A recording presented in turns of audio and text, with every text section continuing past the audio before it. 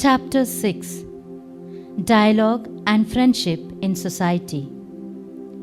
Approaching, speaking, listening, looking at, coming to know and understand one another, and to find common ground, all these things are summed up in the one word, dialogue. If we want to encounter and help one another, we have to dialogue. There is no need for me to stress the benefits of dialogue. I have only to think of what our world would be like without the patient dialogue of the many generous persons who keep families and communities together. Unlike disagreement and conflict, persistent and courageous dialogue does not make headlines, but quietly helps the world to live much better than we imagine. Social dialogue for a new culture. Some people attempt to flee from reality, taking refuge in their own little world. Others react to it with destructive violence. Yet, between selfish indifference and violent protest, there is always another possible option, that of dialogue. Dialogue between generations, dialogue among our people, for we are that people, readiness to give and receive while remaining open to the truth.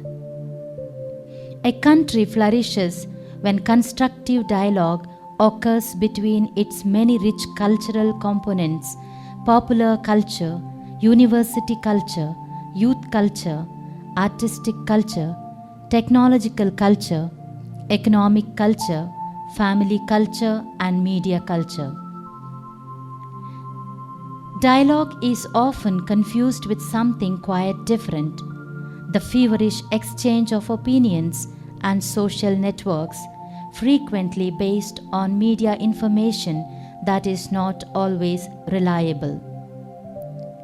These exchanges are merely parallel monologues. They may attract some attention by their sharp and aggressive tone. But monologues engage no one, and their content is frequently self-serving and contradictory. Indeed, the media's noisy potpourri of facts and opinions is often an obstacle to dialogue, since it lets everyone cling stubbornly to his or her own ideas, interests, and choices with the excuse that everyone else is wrong. It becomes easier to discredit and insult opponents from the outset than to open a respectful dialogue aimed at achieving agreement on a deeper level. Worse, this kind of dialogue, usually drawn from media coverage of political campaigns, has become so widespread as to be part of daily conversation. Discussion is often manipulated by powerful special interests that seek to tilt public opinion unfairly in their favor. This kind of manipulation can be exercised not only by governments but also in economics, politics, communications, religion, and in other spheres. Attempts can be made to justify or excuse it when it tends to serve one's own economic or ideological interests, but sooner or later it turns against those very interests. Lack of dialogue means that in these individual sectors, people are concerned not for the common good, but for the benefits of power, or at best, for ways to impose their own ideas. Round tables thus become mere negotiating sessions in which individuals attempt to seize every possible advantage rather than cooperating in the pursuit of the common good. The heroes of the future will be those who can break with this unhealthy mindset and determine respectfully to promote truthfulness aside from personal interests. God willing, such heroes are quietly emerging even now in the midst of our society. Building together. Authentic social dialogue involves the ability to respect the other's point of view and to admit that it may include legitimate convictions and concerns.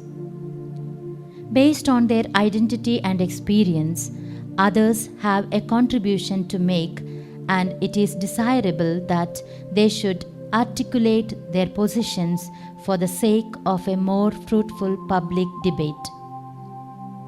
When individuals or groups are consistent in their thinking, defend their values and convictions, and develop their arguments, this surely benefits society. Yet, this can only occur to the extent that there is genuine dialogue and openness to others. In this way, it becomes possible to be frank and open about our beliefs while continuing to discuss, to seek points of contact, and above all, to work and struggle together. Public discussion, if it truly makes room for everyone and does not manipulate or conceal information, is a constant stimulus to a better grasp of the truth, or at least its more effective expression. It keeps different sectors from becoming complacent and self-centered in their outlook and their limited concerns. Let us not forget that differences are creative. They create tension, and in the resolution of tension lies humanity's progress. There is a growing conviction that, together with specialized scientific advances, we are in need of greater interdisciplinary communication. Although reality is one, it can be approached from various angles and with different methodologies. There is a risk that a single scientific advance will be seen as the only possible lens for viewing a particular aspect of life, society, and the world. Researchers who are expert in their own field, yet also familiar with the findings of other sciences and disciplines, are in a position to discern other aspects of the object of their study and thus to become open to a more comprehensive and integral knowledge of reality. In today's globalized world, the media can help us to feel closer to one another, creating a sense of the unity of the human family, which in turn can inspire solidarity and serious efforts to ensure a more dignified life for all. The media can help us greatly in this, especially nowadays when the networks of human communication have made unprecedented advances. The internet, in particular, offers immense possibility for encounter and solidarity. This is something truly good, a gift from God. We need constantly to ensure that present-day forms of communication are in fact guiding us to generous encounter with others, to honest pursuit of the whole truth, to serve, to closeness to the underprivileged, and to the promotion of the common good. As the bishops of Australia have pointed out, we cannot accept a digital world designed to exploit our weaknesses and bring out the worst in people. The basis of consensus. The solution is not relativism. Under the guise of tolerance, Relativism ultimately leaves the interpretation of moral values to those in power to be defined as they see fit. In the absence of objective truths, sound principles, other than the satisfaction of our own desires and immediate needs, we should not think that political efforts or the force of law will be sufficient when the culture itself is corrupt and objective truth and universally valid principles are no longer upheld. Then laws can only be seen as arbitrary impositions or obstacles to be avoided. Is it possible to be concerned for truth, to seek the truth that responds to life's deepest meaning? What is law without the conviction, born of age-old reflection and great wisdom, that each human being is sacred and inviolable? If society is to have a future, it must respect the truth of our human dignity and submit to that truth. Murder is not wrong simply because it is socially unacceptable and punished by law, but because of a deeper conviction. This is a non-negotiable truth attained by the use of reason and accepted in conscience. A society is noble and decent, not least for its support of the pursuit of truth and its adherence to the most basic of truths. We need to learn how to unmask the various ways that the truth is manipulated, distorted, and concealed in public and private discourse. What we call truth is not only the reporting of facts and events, such as we find in the daily papers. It is primarily the search for the solid foundations sustaining our decisions and our laws. This calls for acknowledging that the human mind is capable of transcending immediate concerns and grasping certain truths that are unchanging, as true now as in the past. As it peers into human nature, reason discovers universal values derived from that same nature. Otherwise, is it not conceivable that those fundamental human rights which we now consider unassailable will be denied by those in power once they have gained the consensus of an apathetic or intimidated population?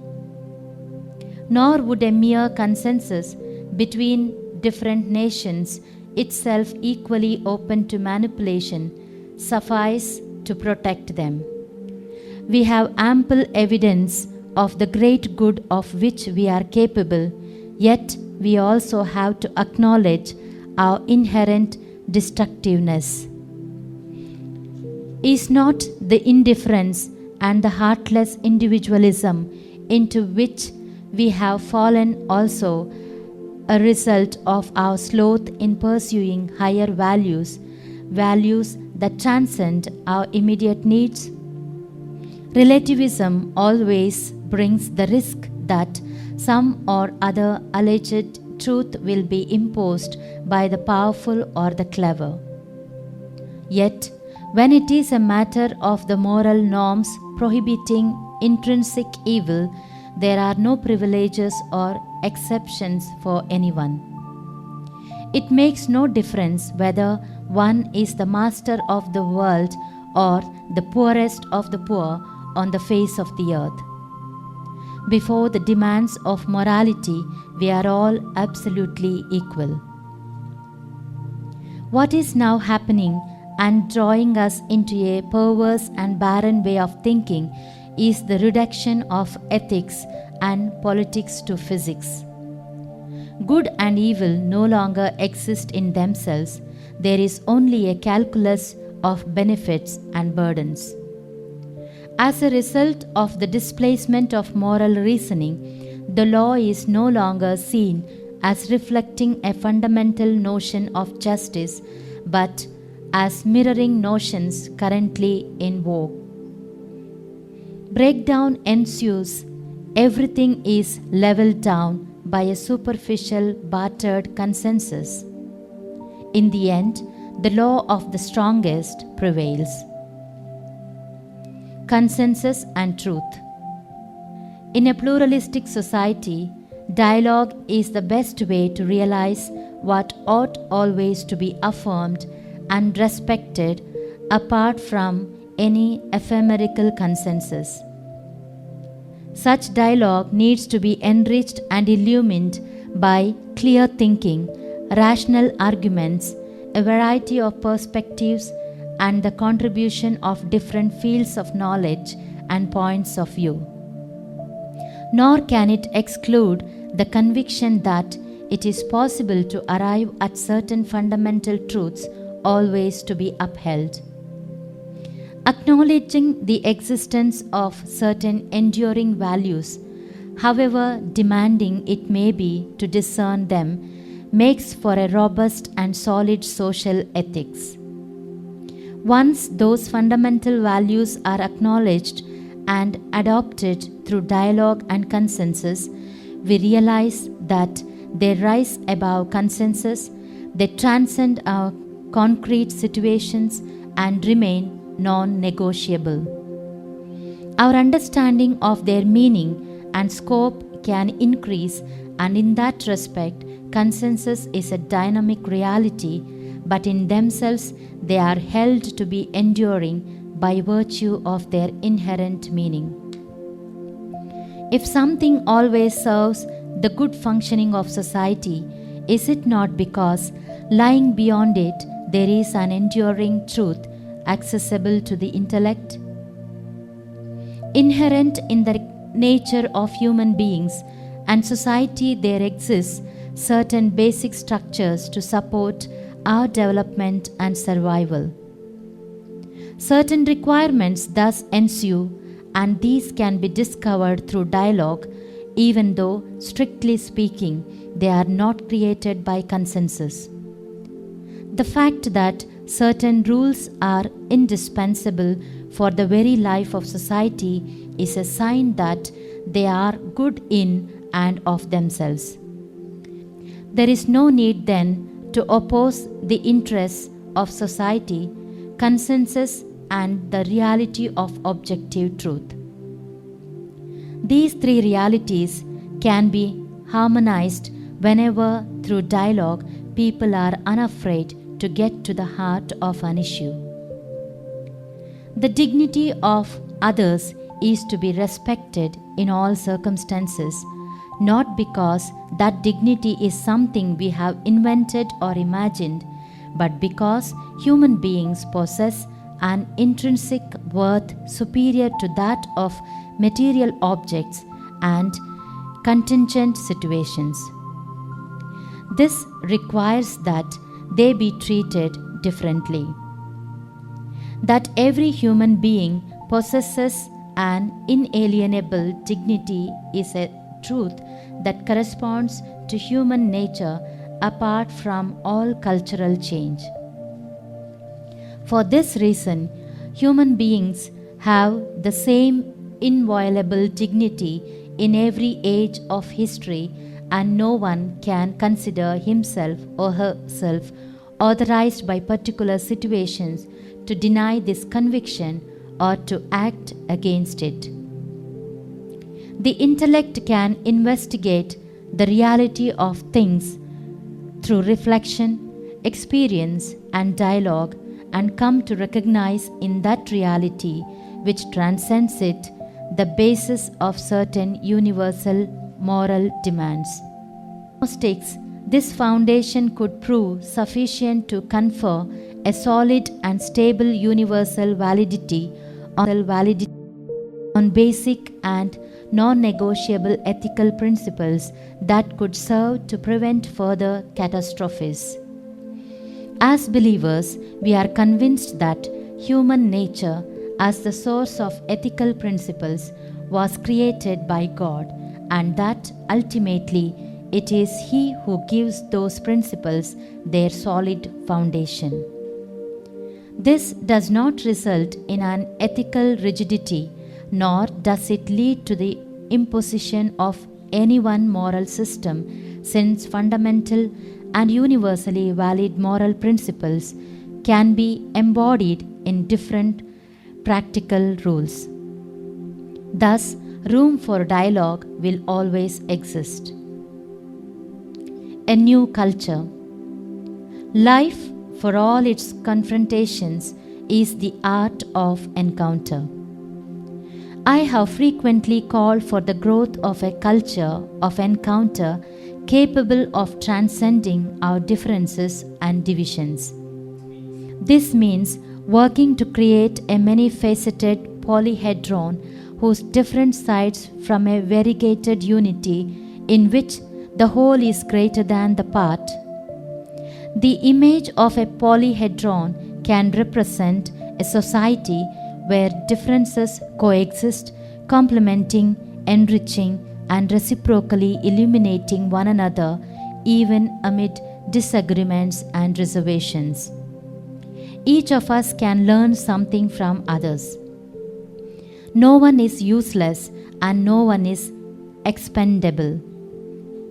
This also means finding ways to include those on the peripheries of life, for they have another way of looking at things. They see aspects of reality that are invisible to the centuries of power where weighty decisions are made. Encounter that becomes culture.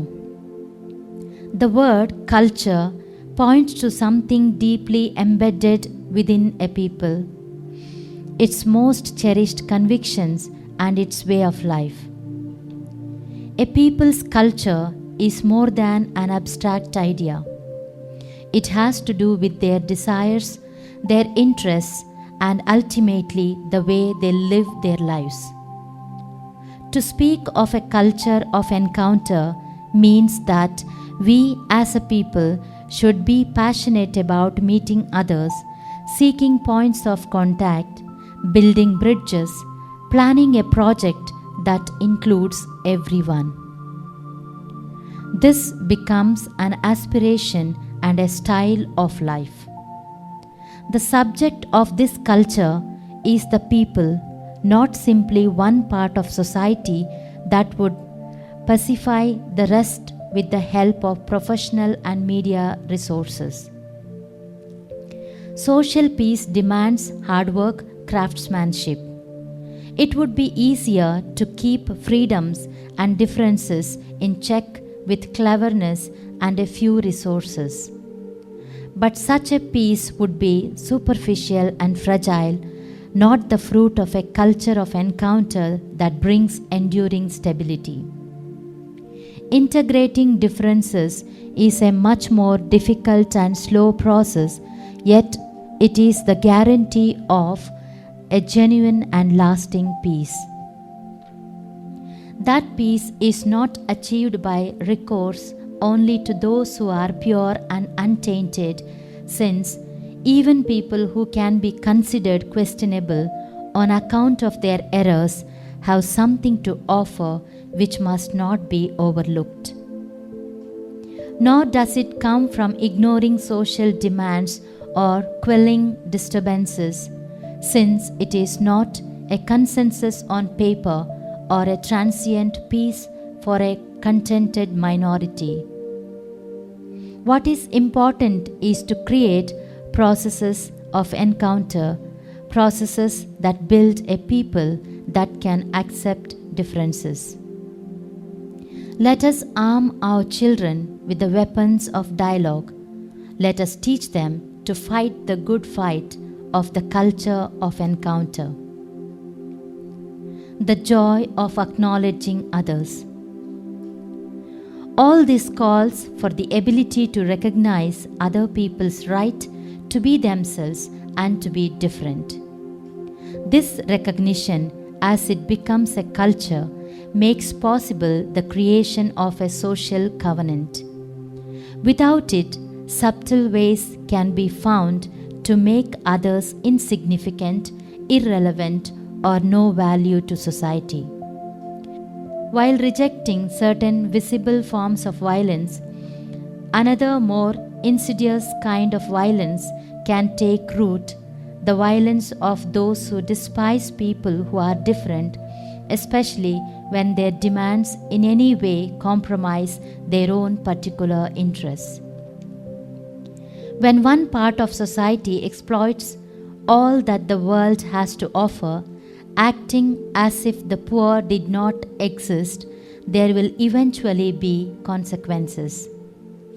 Sooner or later, ignoring the existence and rights of others will erupt in some forms of violence, often when least expected. Liberty, equality, and fraternity can remain lofty ideals unless they apply to everyone. Encounter cannot take place only between the holders of economic, political, or academic power. Genuine social encounter calls for a dialogue that engages the culture shared by the majority of the population.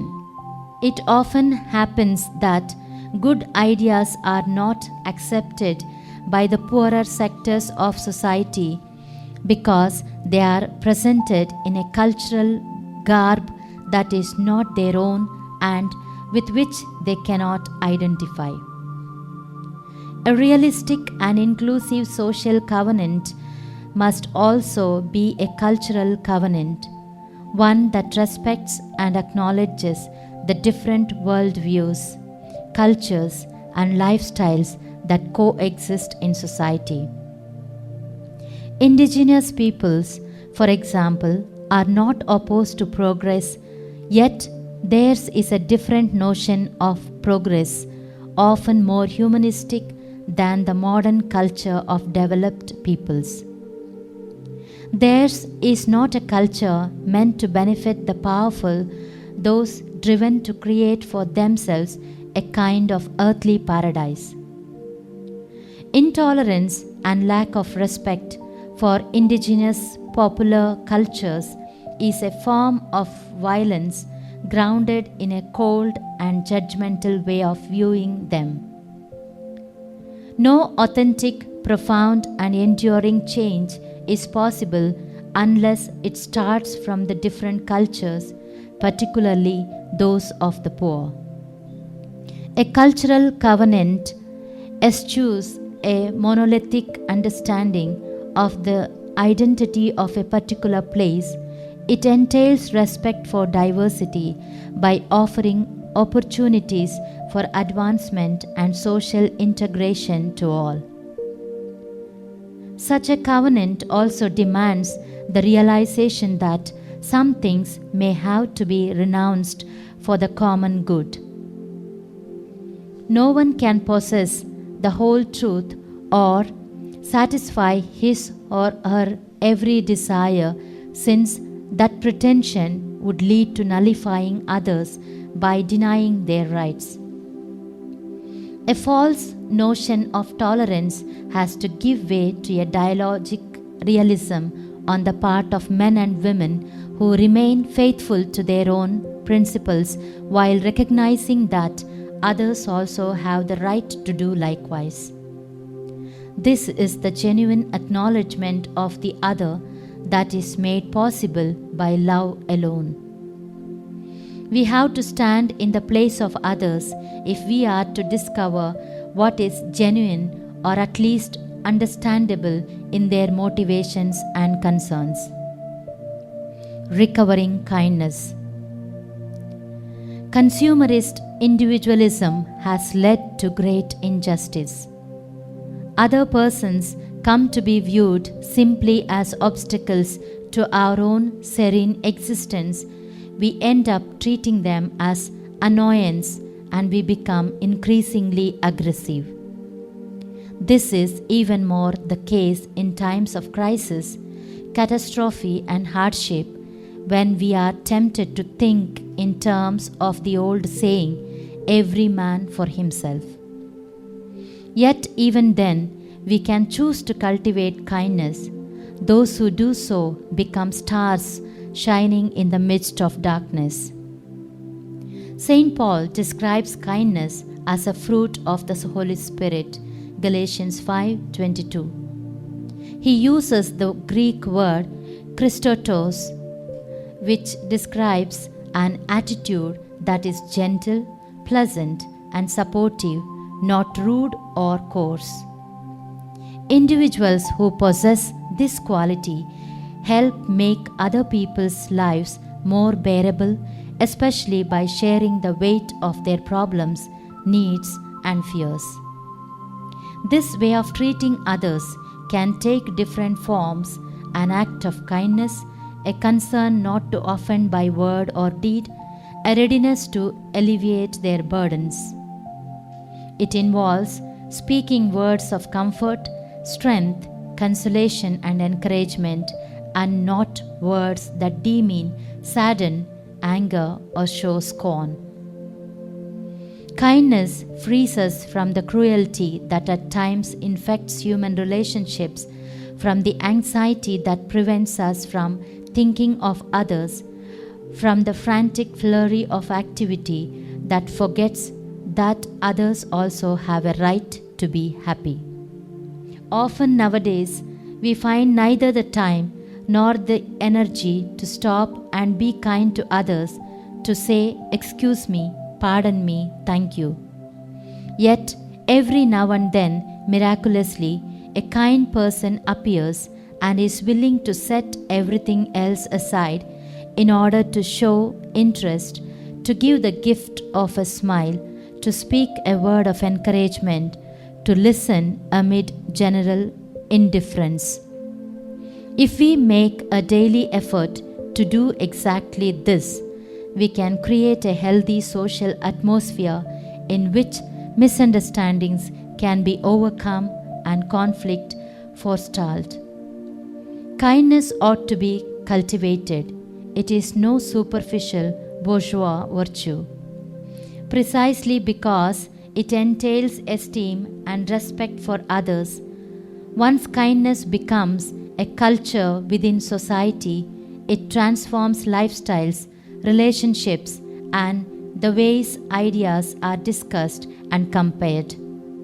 Kindness facilitates the quest for consensus. It opens new paths where hostility and conflict would burn all bridges.